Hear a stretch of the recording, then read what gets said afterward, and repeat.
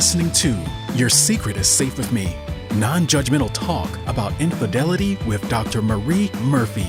If you're looking for new perspectives on complicated relationship issues, you've come to the right place. Days go by, they're crawling by. Hi, everyone. I'm Dr. Marie Murphy.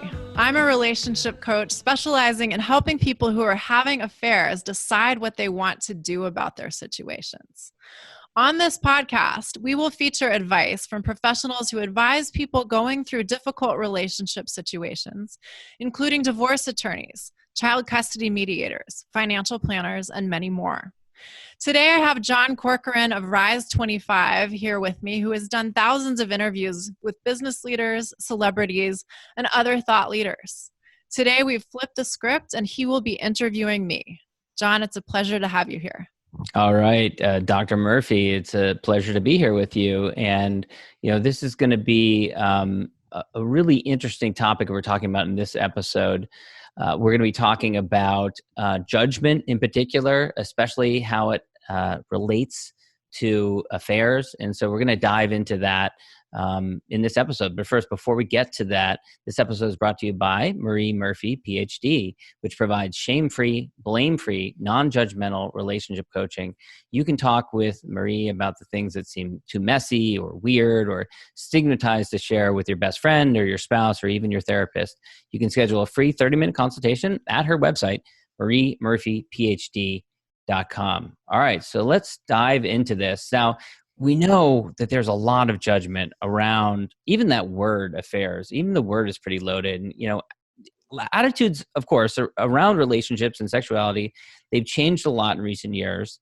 But there's still a lot of judgment around infidelity and affairs and people who cheat on their partners. And a lot of people just have zero sympathy whatsoever for people who cheat on their partners. So let's just start there, Marie. Can you say a bit more about those attitudes and judgments? Yeah. So even as a coach who deals with affairs, I'm not having an affair, but even when I tell people who I work with, I get some pretty negative responses. And what that means for me is I have some really uncomfortable conversations at cocktail parties. But what it means for you, if you're currently having an affair, is that you, A, may be dealing with either negative opinion from others, negative judgments from others, or the fear of negative judgments from others. And you may be having a pretty hard time finding any kind of respectful and useful advice or support. Now, I know a bit about this since I play in the sandbox. Most of the advice that's out there about having an affair deals with either how to, quote unquote, affair-proof your marriage, meaning how to prevent an affair before you have one, or how to repair a relationship after an affair has ended. And that's all fine and good. I mean, those are great things to talk about, but neither of those discourses, sets of advice are particularly helpful if you're in the midst of an affair and you're trying to figure out what you want to do. Yeah, that's a completely different issue. Yeah. And so let's put ourselves in the shoes of someone who's listening to this, and maybe they're in the middle of a full-blown affair. They've got no idea what they want, no idea how to proceed, no idea, no source of help. There's no books out there. There aren't great sources out there. What's a first step for them? So when a client comes to me who's having an affair, they're usually dealing with a lot of really intense and often conflicting emotions. So having an affair can be incredibly exciting for so many reasons. If you've been in a stagnant marriage or relationship for a long time and you've met someone new, you may be having great sex for the first time in a long time, or maybe the first time ever. You may feel more connected with your new person than you ever have to anyone else in your life before. You may feel more alive than you've felt in a long time. And all of that is wonderful. And at the same time, you may be really stressed out. You may feel awful about the deception, the cheating. You may be really stressed out about the logistics of keeping the affair a secret. And you may have a lot of concerns about what's going to happen in the future and how you can potentially plan for every scenario and prevent bad things from happening, quote unquote, bad things from happening. You may be resistant to the idea of change. So all of this can be like a lot to deal with. And coupled with that, I should emphasize this. A lot of folks who I work with feel really bad about what they're doing.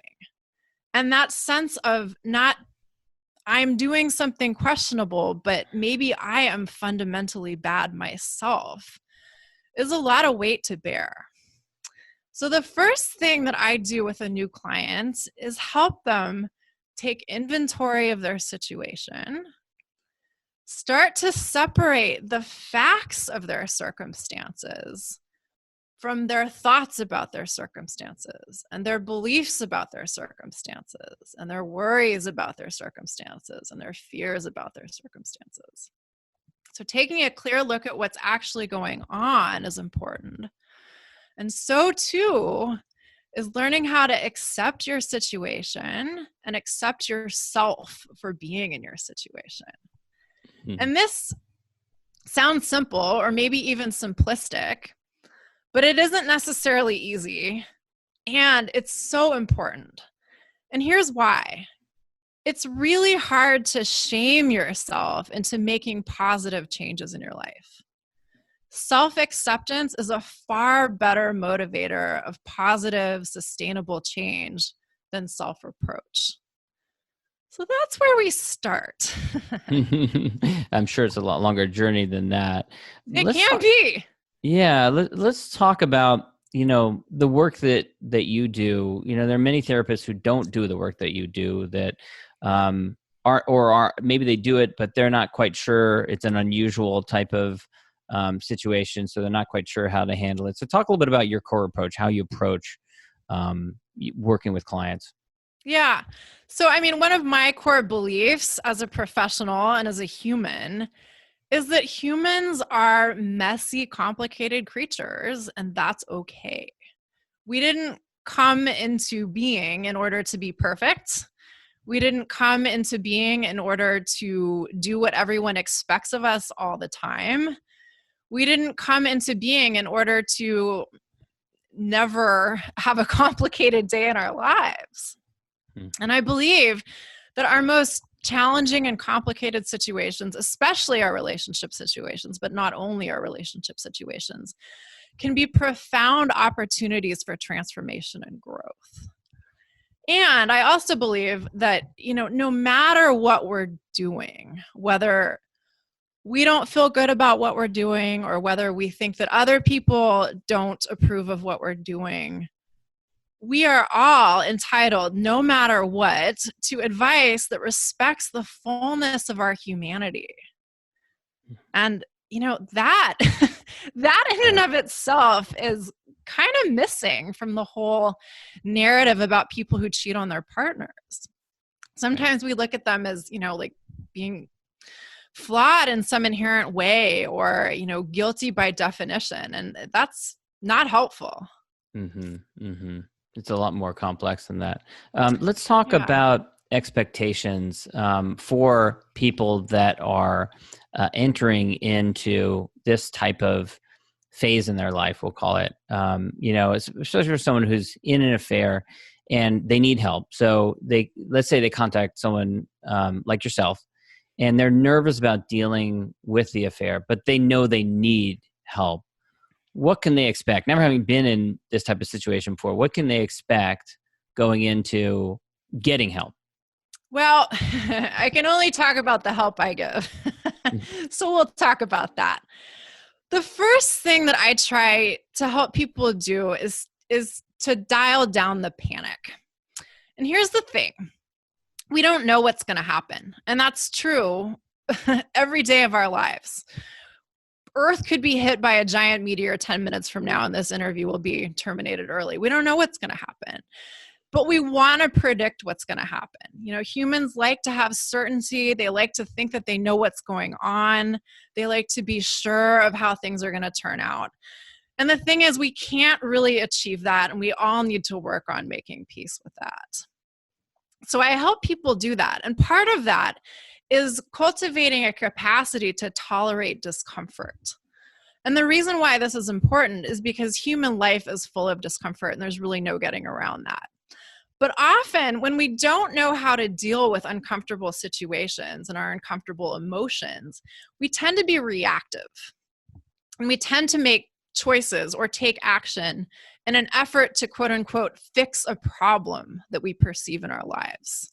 So in other words, sometimes people who are having affairs are so stressed out about the whole thing that they say, try and end the affair before they've even taken the time to figure out what's really right for them, what's going on in their hearts and in their heads. What does the affair mean in terms of what they want for the rest of their lives? What does the affair mean in terms of what they want out of their relationships or partnerships? And you've got to be able to slow down enough to evaluate this stuff. So that's Not easy. Not easy, right? That's Yeah. not easy when it seems like you're in a crisis. Right. And emotions are flowing through someone's body. Yeah. I have to ask you about this. Yeah. You know, in the work that you do, I'm sure that you have some interesting conversations when people learn what you do. And I imagine that you have people that, you know, immediately say, so you help support people who are having affairs. Does this mean you condone that? Does that mean that you support that and mean that you're okay with that? What do you say when people say that to you? Yeah, people ask me that all the time, and often they are not asking. They're like bursting with anger and spitting in my face. They're more like telling me. Here's the thing. Affairs happen. There's just no getting around that. And that has to do with many things, including our conventions around marriage, and that's a whole nother story. But I don't see my job as to judge anyone's predicament. Here's the thing. Having empathy for people who are cheating on their partners does not mean that I don't also have empathy for people who are cheated on. I work with people in that situation too, and I know that that can be incredibly painful and difficult. But we can't heal any situation, whether it's an individual relationship or something much bigger and broader, without attending to the needs of all participants and without extending respect to the situation of all participants. And here's the deal. I mean, even if you never have an affair, even if you never, you know, break a commitment to a romantic partner or something like that, there's a good chance you'll find yourself in some other situation in your life where you're doing something that other people don't think is right, or you're doing something that you're concerned about. Maybe you hit a place where you find that the way that you've been living doesn't work for you anymore. And so you enter a period of doing things that aren't in accordance with your old values or your old ethics. And this can be really confusing and strange. And we all need to accept that this is part of the human experience. And here's the deal. Pain is inevitable. Humans disappoint each other in all kinds of ways all of the time. And we can't hate that out of existence. It's just part of the package. But we can learn how to handle it differently. And that's what I help people do. And related to that, you know, I imagine many people are going to be listening to this. When you really boil it down, what they're struggling with is a choice, in a sense, right? A choice of what to do with their life, whether it's, you know, one relationship or another, or what to do with their family. Let's talk about that. You know, how do you help people to actually make a decision when they're faced with a choice like that? Yeah, totally. So also, I just want to take this opportunity to point out that, you know, infidelity means different things to different people. Sometimes I work with people who are not in a committed relationship themselves, but they're in a relationship with someone who is in a committed relationship. And so there are different angles that I approach this with people from. So the thing with making choices is that we tend to believe that in any situation, there's a right choice and there's a wrong choice, or there's a good choice and a bad choice. And we need to somehow discover which is the right avenue to take and which is the wrong one or whatever. And that's not exactly how it works. With any decision in life, whether it's about a relationship or a job or, whether or not to move to South America, whatever we choose to do, there will probably be things that we like about that course of action and things that we don't like so much. There will probably be things that come up that are great, whatever we pick, and things that come up that are really difficult for us to deal with. And so when I help people make decisions, I help them get a sense of the place that they're making the decision from. Often we bring to bear a whole bunch of assumptions about what we have to do or what we should do to a decision-making process. And this is particularly potent in the realm of affairs. So the first step is to sort out our beliefs about what's possible and to recognize that we really do have choices. Any choice that we make will have consequences. Consequences sounds like a really loaded word, but what I mean by that is no matter what we do or decline to do, there will be certain results. There will be certain outcomes. So our opportunity is to figure out the reasons why we would pick one course of action over another, and then decide which set of reasons we like better. Seems so much more logical when you break it down that way. It is. Yeah. And it's a huge relief. Yeah. And we tend to make it so much harder than that. Yeah. Well, this has been great. We've been talking with Dr. Marie Murphy. Dr. Murphy, tell everyone where they can go to learn more about you and learn more about the work that you do. Yeah, you can come to my website. It's mariemurphyphd.com.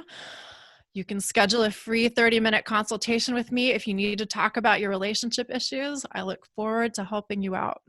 Great opportunity for anyone who is struggling with some of these issues that we've been talking about here. So thanks so much. Thanks, John. Thanks for listening to Your Secret is Safe with Me with Dr. Marie Murphy. Make sure to click subscribe to get updates on our latest episodes.